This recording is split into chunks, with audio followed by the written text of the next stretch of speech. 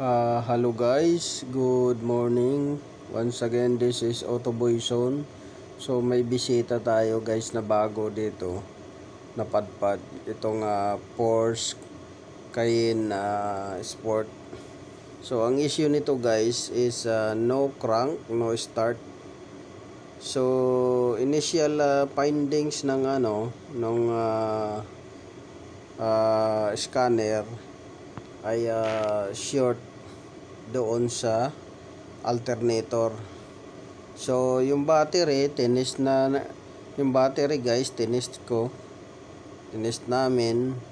Okay naman yung charging voltage nya, holding voltage nya, tsaka yung amp hours nya, at tsaka yung cranking voltage.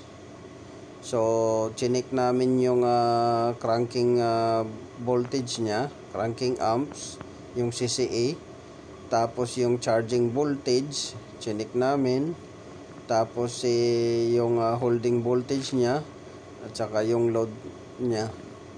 So ang nagiging dahilan guys, dahil okay yung battery, itong alternator guys ay may short internal, yung short nya sa winding.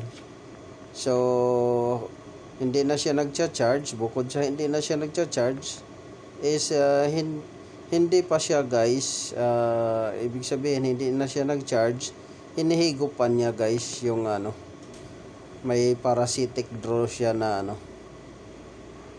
nangyayari pagka nakapatay na yung makina o yung sasakyan nakaparada. So yan yung tinanggal natin dyan sa butas na yan. Napakahirap guys, talagang walang pwesto sa baba. Kung sa baba guys, magtatanggal ka niya sangkatutak na mga accessories, parts ng sasakyan ang tatanggalin mo. Doon naman sa ibabaw, wala ka ring pwesto, hindi mo rin matanggal, kundi dito lang guys, dyan lang talaga ang paraan na na nahanap namin na ilulusot. So napakalaki guys nung alternator na yan guys, kasi may pump yan guys sa likod. So halos tumitimbang yan siya guys ng 5 kilo. Napakabigat na, napakalaki pa, may pump pa talaga sa likod. So yan yung luma guys na sira na alternator. Tapos short circuit na yan siya sa winding nya, kaya may parasitic draw na nangyari tuwing iparada yung sasakyan. So makikita nyo yan guys, papakita ko lang sa inyo guys kung saan namin ipinalusot yan. So yun yung failure nung Porsche Cayenne Sport na yan. Yan yung surplus guys.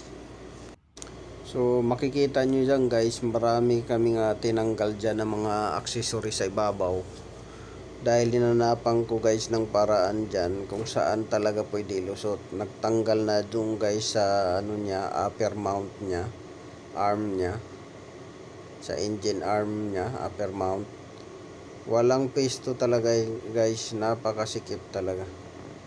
So yung makina na yan guys is B-type.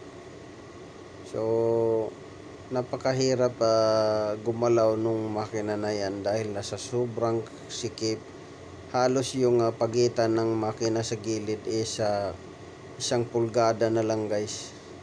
So pinapakita ko sa inyo guys para kung may maka-encounter kayo guys, magpalit ng alternator, magpalit ng AC compressor, talagang habaan na ninyo guys yung pasensya nyo guys dahil sa sobrang sikip nyan. So yun lang guys. So kung nagustuhan nyo guys yung pinapakita ko sa inyo na remedy tricks kung paano magtanggal ng alternator ng Porsche Cayenne Sport na B-type engine, so paki-like, share, subscribe na YouTube channel guys para tulong na rin sa channel ko. At paki-click ng notification bell button guys para updated kayo guys sa mga bagong video na ilalabas ko guys. So yan guys, nailabas natin yung alternator dyan sa Porsche Cayenne Sport. So sana nakatulong to sa inyo guys, sa mga hindi pa naka-experience, nakaranas kung paano baklasin. So dyan namin pinalusot yan guys, para magkaroon kayo ng idea kung saan ko pinalusot. Walang pwesto sa ilalim, walang pwesto sa ibabaw, walang pwesto sa harap, kundi tagiliran lang talaga guys. So buti na lang nakahanap kami ng butas dyan. May butas, di ko alam guys na kung yan ba talaga ay dyan na pinapalusot. Basta kaya hinanapan ko ng kasi ang naman nila sa baba ipapalusot or sa taas. Sa taas kasi guys magtatanggal ka kasi ng radiator, tapos condenser, tapos fan. Marami kang tatanggalin dun sa harap or kahit dun sa taas. Sa ilalim naman tatanggal ka stabilizer bar, tatanggal ka ng mga hoses na nakaharang. So hinanapan ko ng para kunti lang tatanggalin dyan guys, fender liner cover lang ang tinanggal, tapos sa mga wire na nakaharang, yun lang guys. So sana nakatulong to guys sa inyo.